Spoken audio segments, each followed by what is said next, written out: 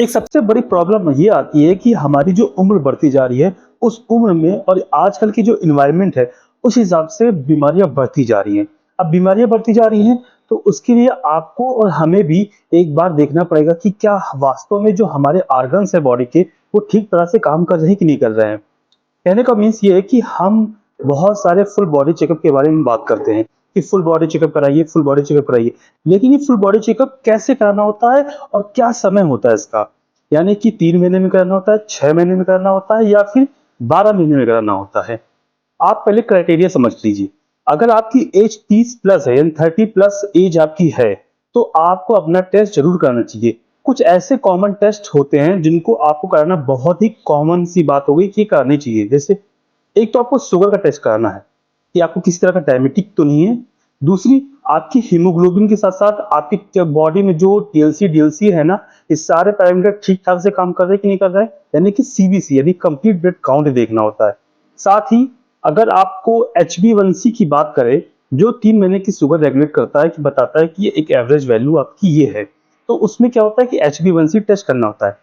उसके बाद आपका सीबीसी के साथ-साथ जो एलएफटी केएफटी यानी कि लीवर फंक्शन टेस्ट और किडनी फंक्शन टेस्ट, ये हमारे जो पैरामीटर्स होते हैं ये बताते हैं कि आपकी किडनी और लीवर ढंग से काम कर रहे हैं कि नहीं कर रहे हैं। साथ में सबसे बड़ा जो मेटाबॉलिज्म रेगुलेट करता है हमारा वो है थायराइड।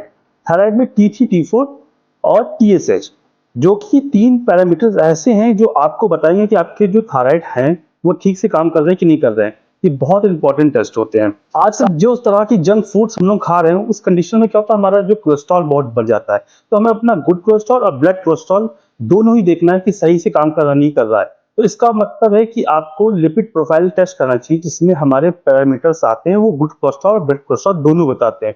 अगर 30 की एज आपकी है तो उसमें ये सारे टेस्ट आपको कराने ही कराने चाहिए।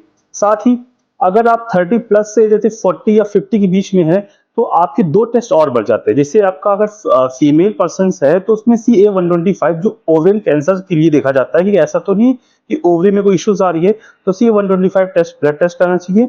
और साथ ही अगर मेल पेशेंट्स है तो उनको पीएसए कराना चाहिए यानी प्रोस्टेट स्पेसिफिक एंटीजन। ये भी एक तरह का प्रोस्टेट का मार्कर होता है कि उनमें कोई इश्यू तो नहीं आ रही है। अगर इन सब के साथ आप CBC, LFT, KFT, thyroid, lipid profile के साथ-साथ आप एक टेस्ट और भी करा सकते हैं, यूरिन आरएन का टेस्ट, जिससे आपको पता चल जाएगा कोई किसी तरह का यूटीआई इन्फेक्शन तो नहीं है या फिर कोई ऐसी चीजें आ रही हो आपकी यूरिन में जो आपको रेगुलेट कर नहीं पा रहे, यानी जैसे क्रिस्टल आते हैं, बहुत सारी चीजें होती हैं, वो देखा जाता है। तो कंफ्यूजन नहीं होना है। रिलैक्स होके 30 प्लस के बाद ही आदमी ज्यादातर मोस्ट ऑफ बीमार होने के चांसेस रहते हैं।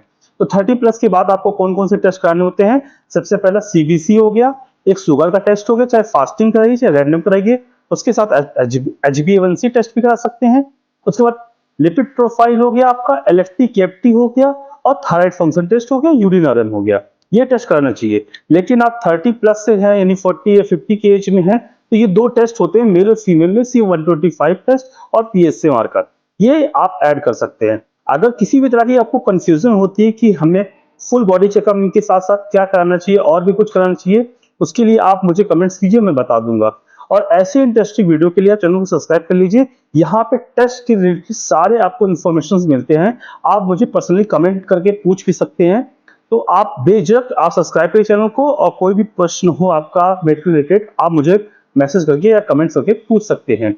बाकी अगर आपको फुल बॉडी चेकअप के बारे में और कोई जानकारी चाहिए तो मैं इसका एक नेक्स्ट पार्ट बताऊंगा जिसमें क्लियर बताऊंगा कि इन सब पैरामीटर में कौन कौन से पैरामीटर्स आते हैं और कौन से टेस्ट होते हैं, सारी बात कंप्लीट करूंगा। अभी इस वीडियो में सिर्फ आपको मैंने एक मोटा मोटा सा बता दिया है। Thanks for watching.